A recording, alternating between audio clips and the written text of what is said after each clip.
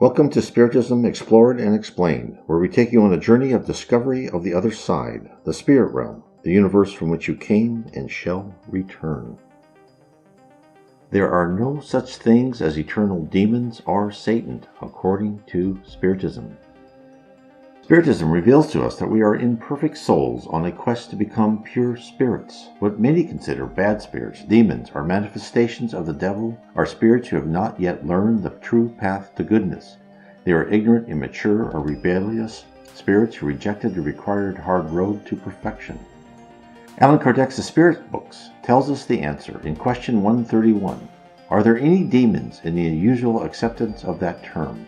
And here is the answer given by high spirits from different mediums throughout Europe.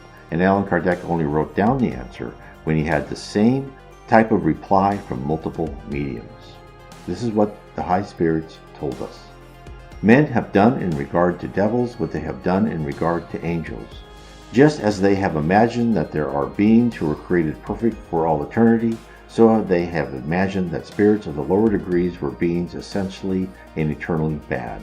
The words demon, devil, out, therefore, to be understood as indicating impure spirits who are often no better than the imaginary beings designated by those names, but with this difference, namely, that their state of impurity and inferiority is only transitory. They are imperfect spirits who rebel against the discipline of the trial to which they are subjected, and who therefore have to undergo that discipline for a longer period, but who will nevertheless reach the goal in time, when they shall have made up their minds to do so. The words demon, devil might be accordingly be employed in this sense, but as they have come to be understood exclusively as conveying the meaning now shown to be false, their employment might lead into error by seeming to recognize the existence of beings specifically created for evil.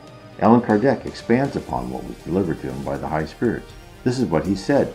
As regard the term Satan, it is evidently a personification of the principle of evil under an allegorical form, for it is impossible to admit the existence of a being who fights against God as an independent and rival power, and whose sole business in life is to contravene his designs. As images and figures are necessary in order to strike the human imagination, men have pictured to themselves the beings of the incorporeal world under a material form, with attributes indicative of their good or bad qualities. It is thus that the ancients, wishing to personify the idea of time, represented it under the figure of an old man with a scythe and an hourglass. To have personified it under the figure of a youth would have been contrary to common sense. The same may be said of the allegories of fortune, truth, etc. The moderns have represented the angels or pure spirits under the form of radiant beings with white wings, emblem of purity. Satan, with horns, claws, and the attributes of bestiality, and emblems of the lowest passions, and the vulgar, prone to understand and shall represent literally, have taken these allegorical embodiments of abstract ideas for real personalities, as they formerly did in regard to the allegorical personifications of the old mythology. What are we being told? We have been told that what are considered evil spirits in many religions and superstitions are actually poor, unfortunate souls who haven't yet ascended. They are there to take advantage of people in their time of weakness or want. One day, with our help and assistance from the spirit realm, they shall learn that the path of love and kindness is superior to all others. From that point on, they shall begin their climb up the ladder to heaven.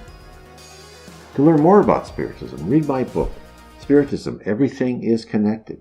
Spiritism ties everything together. It reveals our purpose, our beginnings, our end goal, and the scope of the organization behind it all. Spiritism tells us there are no miracles, only phenomena that we don't yet understand. That miraculous healing, vision of spirits, near-death experiences, and glimpses of the future are all entirely possible given our place in the spirit realm. The spirit realm is dedicated to bring vital messages to us, not via organized religion, which had the tendency to withhold knowledge for their own gain, but to each individual so he or she could determine what path in life they would follow. We must each determine for ourselves whether we continue on to be mere consumers or to learn to balance our spiritual and material needs. So someday we may ascend up and out of the sphere of continual incarnations in a harsh learning environment, which is the earth at this point in time. Someday we will all become a pure spirit and a contributor to the spirit universe. God bless.